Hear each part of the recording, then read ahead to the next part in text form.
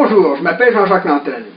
Quand les Anglais ont attaqué la Nouvelle-France, ils savaient qu'ils allaient pouvoir prendre le contrôle de tout le reste de la colonie et la forcer à la capitulation s'ils parvenaient à s'emparer de Québec et de ses remparts, c'est-à-dire s'ils parvenaient à s'emparer du point d'étranglement par lequel devaient obligatoirement passer les approvisionnements et les soldats que la France envoyait à destination de la Nouvelle-France.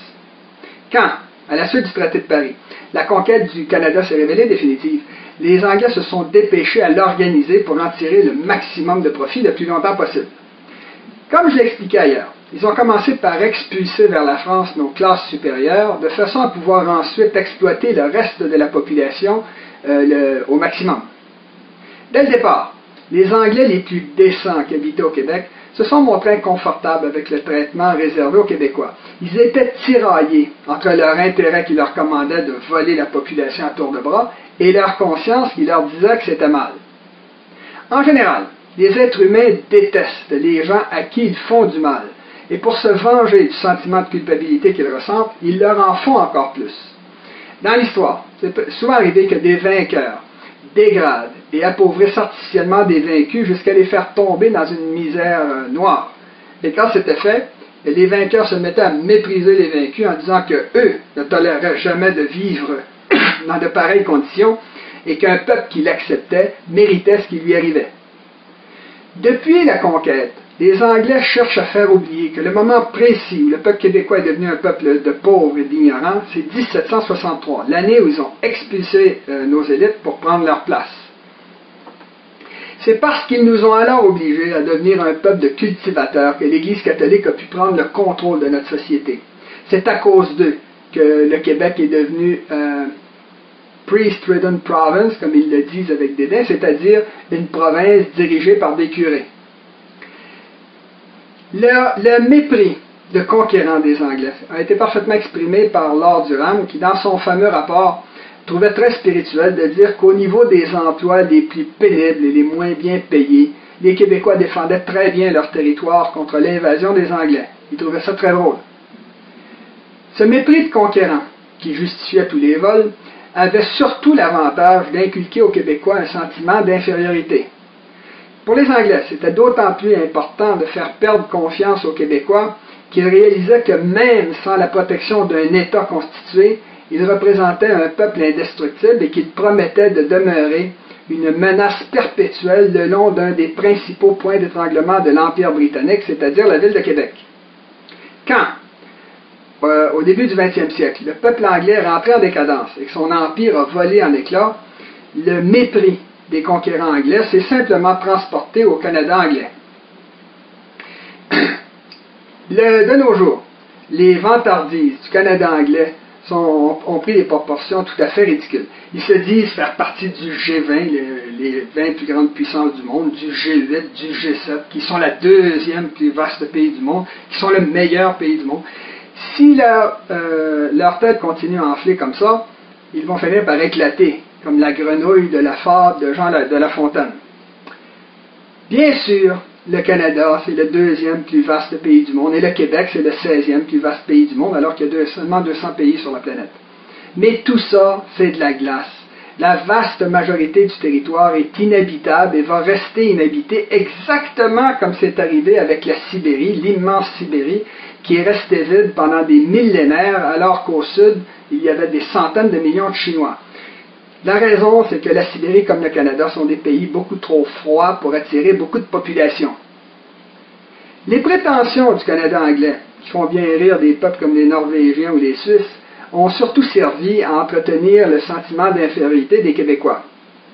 Heureusement, au cours des dernières décennies, on a assisté à un véritable renversement de puissance en faveur des Québécois, qui sont devenus un peuple moderne aussi instruit que n'importe quel autre.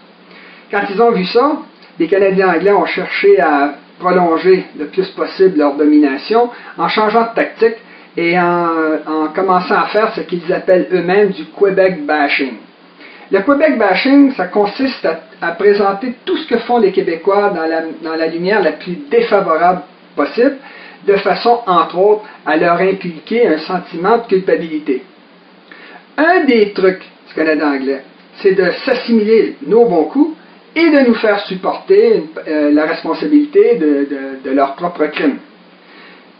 Au niveau de nos bons coups, lorsqu'il y a eu les Jeux olympiques de Montréal en 1976, que le Québec a payé en quasi-totalité, c'était le Canada qui recevait le monde. Céline Dion, le Cirque du Soleil, Bombardier, etc., ce sont des succès canadiens. Au niveau des symboles, le Canada anglais a même repris l'ancien nom des Québécois, c'est-à-dire les Canadiens. Jusqu'à la Confédération de 1867, ceux qui s'appelaient les Canadiens, c'était les Québécois. Et c'est la raison pour laquelle les Canadiens de Montréal ont sur leur poitrine le HC, c'est-à-dire les habitants du Canada. Ils ont également repris le Haut-Canada, l'hymne national qui a été composé par Calixa Lavallée pour honorer les Québécois. Et ça a été la même chose avec le castor, qui était l'animal emblématique de la Nouvelle-France, un animal sur lequel était basée l'économie de la colonie. Pour ce qui est des crimes, les Québécois supportent la responsabilité par association des crimes qui ont été commis par les Canadiens anglais dans le passé. Par exemple, de nos jours, les Québécois sont soupçonnés de vouloir faire un génocide contre les Autochtones, alors que de tout temps, les Autochtones ont été nos amis et nos alliés. Du temps de la Nouvelle-France, c'était tellement nos alliés que les Américains appellent la guerre de 7 ans, même de nos jours, la guerre contre les Français et les Indiens. Ça fait des années, personnellement, que je dis à tous les souverainistes que je rencontre que les arguments moraux sont les plus importants dans notre débat national et que dans ce domaine-là, le Québec a un avantage énorme sur ses ennemis. Le Québec est une superpuissance morale, étant donné qu'on n'a jamais commis de crimes contre l'humanité comme ont pu en commettre le Canada anglais, par exemple. Les Québécois, pour donner un exemple, n'ont absolument pas d'excuses à présenter aux Juifs pour l'Holocauste nazi. On ne s'est pas battu avec les Allemands, on s'est battu contre les Allemands. C'est en partie les soldats québécois qui ont libéré les Juifs des camps de la mort. Mon propre oncle s'est fait blesser gravement au visage en combattant les nazis. De toute façon, l'Holocauste nazi, c'est un crime qui a été commis par un autre peuple, dans un autre pays, sur un autre continent, dans un autre siècle et dans un autre millénaire. Ça commence à faire très loin de nous. Des remarques du même genre peuvent être faites au sujet des immigrants, des Noirs, des Latinos, etc.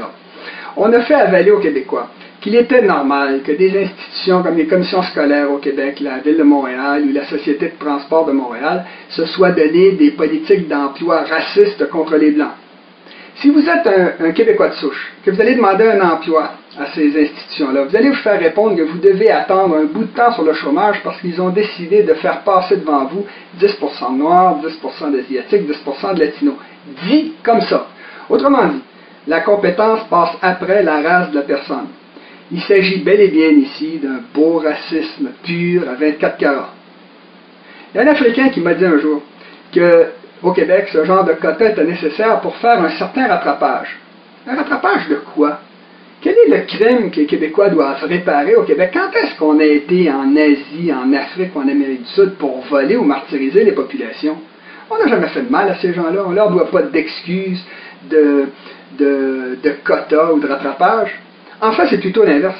Étant donné que des milliers de Québécois ont fait comme moi, ont travaillé pendant plusieurs années au développement du tiers-monde. Dans les faits, le crime qu'on demande aux Québécois de souche d'expier avec des politiques racistes de ce genre-là, c'est le fait qu'ils ont la peau blanche et le fait que ce sont des Occidentaux. C'est du racisme. Qu'on ne se trompe pas ici. Moi, comme la vaste majorité des Québécois, je suis d'accord avec l'idée de traiter tout le monde au Québec sur un pied d'égalité, immigrants compris, mais je dis bien sur un pied d'égalité. Mais qu'on s'entende qu'il s'agisse bel et bien d'un geste de générosité et d'hospitalité, surtout si on considère que dans les pays du Sud, les gens vous disent carrément que chez eux, les meilleurs emplois, les mieux rémunérés, c'est réservé aux natifs. Qu'on ne m'obstine pas là-dessus. J'ai vécu plus de 10 ans dans des pays du tiers-monde, je sais de quoi je parle. Le pire, c'est que les pays du tiers-monde ont raison d'agir comme ils le font, étant donné que sur la planète, s'il y a un consensus à l'effet que tout le monde doit être traité également devant la loi, il y a également dans les faits un consensus pour dire que les droits varient en fonction du lieu de naissance et de conditions particulières. Par exemple, les aborigènes ont plus de droits que moi. Ils ont les mêmes droits que moi, plus leurs droits aborigènes. Dans la plupart des pays, les natifs sont les deuxièmes à avoir le plus de droits.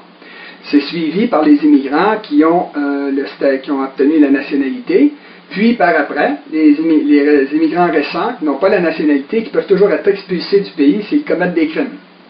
Par la suite viennent réfugiés qui doivent retourner dans leur pays quand le problème qui les a amenés à le fuir a disparu. Enfin, il y a les visiteurs et les touristes qui ont le moins de droits, mais qui sont reçus selon les lois de l'hospitalité.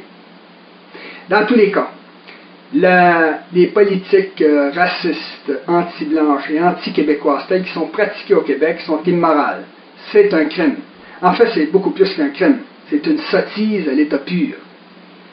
Si les Québécois en sont arrivés à accepter des énormités aussi évidentes, c'est en grande partie parce que leurs intellectuels essaient d'appliquer au Québec des copies imbéciles de modèles européens et américains. Nos intellectuels sont promenés un peu partout dans le monde, ils ont ramassé des idées dans les rues de leur époque, et ils ont ramené ça au Québec pour exiger des Québécois de souche qu'ils demandent pardon pour des crimes qu'ils n'ont pas commis. Ils ont inculqué aux Québécois qu'ils devaient toujours garder la paix sociale et qu'ils devaient même mentir pour protéger les gens qui leur nuisent, souvent depuis plusieurs siècles. Prenons l'exemple des immigrants qui nous arrivent du tiers-monde. Ils ont la bouche toute pleine de Nelson Mandela. Ah, Nelson Mandela, quel grand homme qui a lutté contre le colonialisme, l'impérialisme, le racisme. Mahatma Gandhi, quel grand homme d'avoir fait l'indépendance de l'Inde contre les envahisseurs britanniques. Et Martin Luther King, quel héros de s'être mis avec les plus faibles pour lutter contre les plus forts. Or, que font les immigrants du tiers-monde quand ils arrivent au Québec? Ils se mettent avec les plus forts, avec les Anglais, avec les colonialistes, avec les impérialistes, pour qu'ils continuent de dominer le peuple québécois.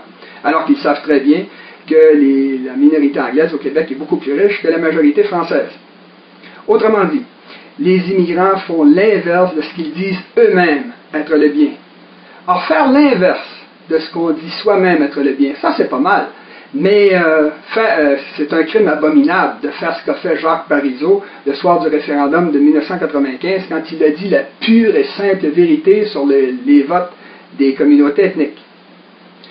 Au Québec, nos intellectuels sont tellement lâches que quand ils regardent la situation politique, ils accusent les Québécois, sous-entendu les Québécois de souche, de ne pas avoir eu le courage de voter oui au référendum. Ce n'est pas les Québécois de souche qui ont eu peur. Ce sont nos intellectuels, parce que les Québécois de souche ont voté à 60% oui. Ce sont nos intellectuels qui sont trop lâches pour dire la vérité, c'est-à-dire que ce sont des groupes ethniques qui nous ont empêchés de devenir indépendants en votant non à 95%. Les anglophones au Québec, ils n'ont pas à se préoccuper de la paix sociale, on s'en occupe nous. Eux qui nous ont appauvris systématiquement depuis 250 ans, ils peuvent y aller à tour de bras, étant donné qu'ils savent qu'on va se tenir, qu'on ne dira rien quand ils nous volent. On est rendu tellement creux que cette minorité, qui est la minorité la plus choyée sur toute la planète, nous traite d'extrémistes, d'ayatollahs, de radicaux, parce qu'on veut faire ce que tous les autres peuples font partout sur la planète, c'est-à-dire imposer notre propre langue dans notre propre patrie. Il y a seulement au Canada, sur la planète, où le français est considéré comme une langue inférieure. Partout ailleurs, parler français, ça fait chic. Dans le passé, le français a atteint un tel prestige que des gens comme Marco Polo, Catherine II de Russie, Frédéric II d'Allemagne, Charles Quint d'Espagne ou Richard Cœur de Lion d'Angleterre ont tous écrit en français. Les Québécois sont tellement habitués de se taire quand quelqu'un les insulte que quand il y a eu le massacre de Polytechnique en 1989, on a atteint des sommets dans l'inversion de la culpabilité. La tuerie de Polytechnique, elle a été faite par Marc Lépine, qui est pénétré dans l'école et qui a tué 14 femmes et qui en a blessé 10 autres, après avoir déclaré que c'était toutes des féministes qui voulaient voler le travail des hommes. Après la tuerie, presque aucun journaliste n'a osé révéler que Marc Lépine portait en fait le nom de sa mère. Lépine, c'était le nom de sa mère. Son nom de naissance, c'était Gamil Garbi. C'était le fils d'un Algérien violent qui le battait et qui provenait d'un pays où justement les femmes se plaignent de discrimination et de violence.